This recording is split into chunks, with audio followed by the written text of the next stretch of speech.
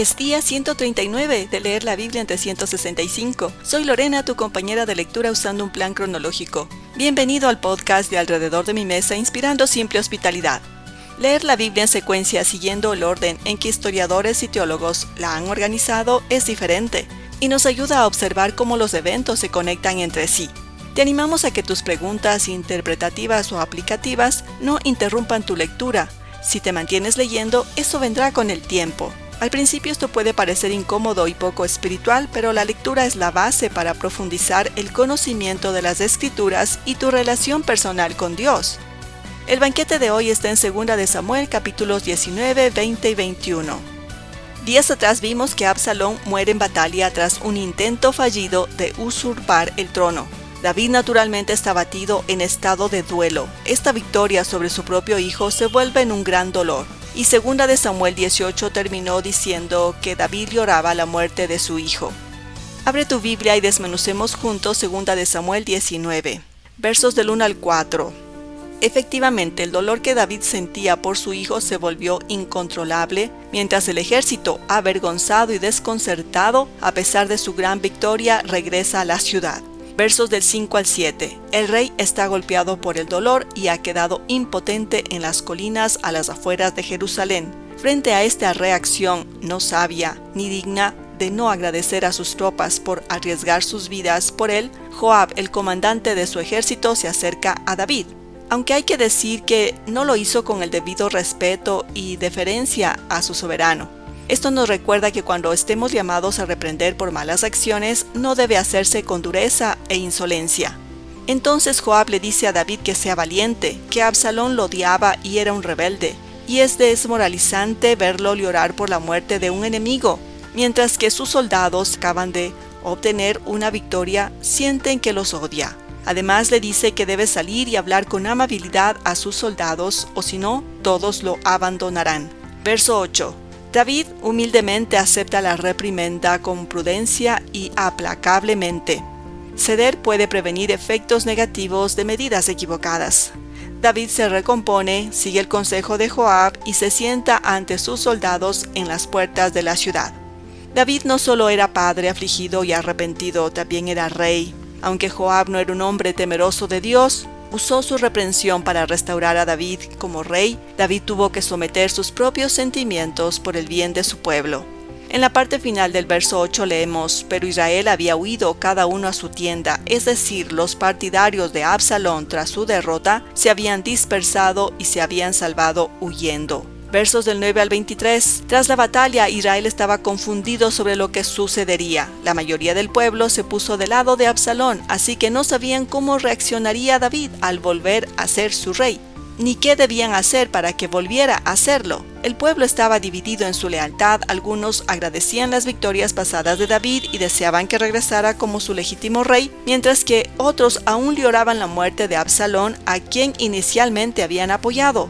Esta división pone de relieve la naturaleza voluble de la lealtad humana y la rapidez con que la opinión pública puede cambiar. David envía mensajeros diciéndoles a la gente que no se preocuparan por cómo se habían puesto en su contra y que no dudaran en dejar que volviera a gobernarlos. Incluso reemplazó a Joab por Amasa, el comandante de Absalón, como nuevo jefe del ejército de David. A cambio, Amasa ayudó a que el pueblo volviera a ganarse el apoyo de David. David cruzó el Jordán hacia Judá y Simeí y Siba fueron a su encuentro respectivamente. Simeí se disculpó por las maldiciones que había lanzado contra David. Abisai sugirió que sería buena idea matar a Simeí, pero David, enojado, rechazó esta solución. Perdonó a Simeí y juró que no lo mataría. Versos del 25 al 40. Luego, Mefiboset, el hijo de Jonatán y nieto de Saúl, con quien David hizo un voto de mostrar bondad a sus descendientes, no se había cortado la barba ni lavado la ropa desde que David se fue y se acercó a David. David le preguntó, ¿por qué no lo acompañó? Y Mefiboset respondió que Siba lo engañó, lo abandonó en Jerusalén y se marchó antes que él. David dijo a Mefiboset y Siba se repartieran la tierra, pero Mefiboset respondió que Siba se la quedaría toda, ya que David regresó sano y salvo. David también demuestra gratitud y gentileza a Barzillai, un fiel partidario que le apoyó en Mahanaim y le ofreció un puesto en la corte. Barzillai declina la oferta debido a su avanzada edad y recomienda a su hijo. David lo bendice, reconociendo su fiel servicio.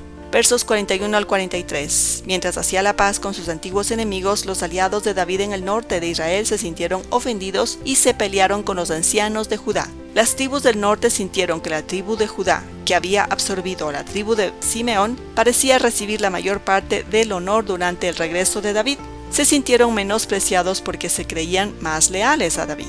Pasemos a desmenuzar 2 de Samuel capítulo 20, versos 1 y 2. En la discusión entre los hombres de Israel y Judá con respecto al rey David, un benjamita llamado Seba estaba presente e inició una rebelión. Alejó a muchos de los hombres de Israel alegando que no le debían lealtad a David, pero los de Judá se quedan con David. Verso 3. David aísla a las concubinas que Absalón había profanado. Versos del 4 al 13. Para evitar que la rebelión de Seba se extienda, David ordenó a su nuevo general Amasa que atacara a Seba en 3 días. Cuando Amasa no pudo actuar en ese plazo, David envió a Abisai y a Joab a capturar a Seba.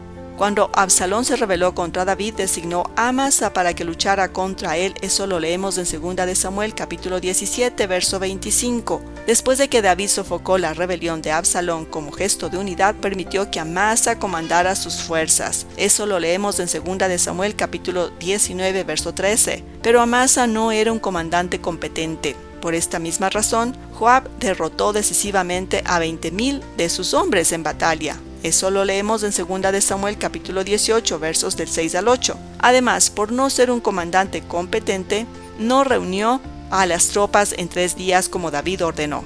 David sabía que cualquier insurrección debía ser sofocada rápidamente.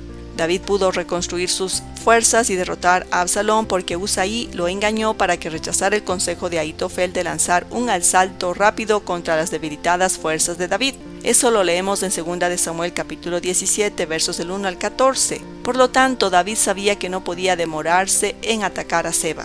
David entonces recurrió a Abisai. Abisai era sobrino de David, hermano de Joab y uno de sus hombres valientes. Las fuerzas de David también incluían gentiles llamados cereteos y peleteos. Habían luchado junto a David desde el comienzo de su reinado. Con estas fuerzas leales, David espera sofocar rápidamente la rebelión de Seba. Pero Joab, su antiguo comandante, codiciaba su antigua posición de influencia y demostrando una vez más su despiadada eficiencia, impulsado por los celos, Joab engañó y mató a Amasa y retoma el mando del ejército. Versículos 14 al 22. Joab encontró a Seba en Abel de Bet-Maaca. Estaba dentro de la ciudad con la esperanza que las murallas lo protejan. Joab y Abisai sitiaron la ciudad hasta que una mujer sabia pidió hablar con Joab desde la muralla. Elia no entendía por qué Joab atacaba la ciudad. Cuando Joab le dijo que era porque un traidor estaba retenido en su interior, Elia fue a ver a los habitantes de la ciudad y los convenció de que entregaran a Seba. Se levantó el asedio y se restaura la paz. Versos 23 al 26 se encuentra una lista de los oficiales del reino de David.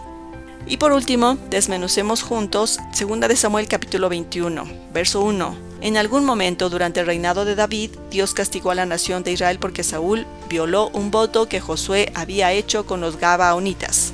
Cientos de años antes de que David fuera rey, Josué había hecho la paz con los Gabaonitas. Eso lo leemos en Josué 9. Saúl, posiblemente con la ayuda de sus hijos, rompió ese tratado al atacar Gabaón. David esperó 3 años de sequía antes de buscar la voluntad de Dios. Fueron 3 años de sufrimiento que experimentó toda la nación. Con la ayuda de un sacerdote, David habría buscado discernir la voluntad de Dios mediante las 2 piedras llamadas Urim y Tumim. Léase un poco más en Números capítulo 27, verso 21, acerca de estas 2 piedras. Verso 2. Una vez que supo la razón del castigo de Dios, David inmediatamente se acercó a los Gabaonitas para ofrecerles restitución y les pidió que determinaran qué se podría hacer para remediar la situación. La restitución o la restauración de los perjudicados por el pecado era un aspecto central de la ley de Dios. Léase en Levítico capítulo 6, versos del 1 al 7. Versos del 3 al 6. Los Gabaonitas piden justicia, la muerte de 7 descendientes de Saúl. Versos del 7 al 9. Como David hizo un voto a Mefiboset, se aseguró de protegerlo, pero permitió que los Gabaonitas mataran a otros 7 descendientes de Saúl como acto de restitución. Versos del 10 al 14. Rispa, la madre de 2 hijos de Saúl, se queda junto a los cuerpos para espantar a los animales salvajes. David los sepulta dignamente junto con los restos de Saúl y Jonatán. Versos del 15 al 17, David casi muere en batalla, Abisai lo salva. Versos 18 al 22 se narran más derrotas contra gigantes filisteos descendientes de los refaítas. Hasta aquí el resumen de hoy. Amado lector, de los actos y acciones del Señor revelados en los textos de hoy, aprendemos la complejidad de las relaciones familiares y las dificultades de conciliar el amor con la traición. El regreso de David a Jerusalén después del conflicto simboliza la restauración y la renovación, resonando la capacidad de Dios para sacar belleza de las cenizas y convertir incluso las situaciones más oscuras en oportunidades de crecimiento y transformación. También enseña las consecuencias de la rebelión, la importancia de la unidad. Se hace evidente su justicia al sofocar la rebelión de Seba, la importancia de consejo sabio y estratégico. El Señor permite el hambre como juicio por el pecado de Saúl. Revela la causa del juicio cuando David consulta. Acepta la reparación hecha a los gabaonitas y detiene el hambre. Protege a David en batalla. Sostiene el reino a través de los líderes fieles y permite que se restaure el orden y la unidad en Israel.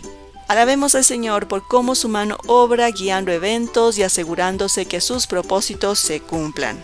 El Salmo 5, 38, 41, 42 serán el festín de mañana. Dios bendice, Centro Bíblico, Sé como Cristo y Escrituras Inspiradas nos ayudaron hoy a nutrir nuestro resumen. Con confianza te seguimos motivando que la mesa produce una íntima conexión y la hospitalidad hace un cambio en el mundo. Será hasta la próxima.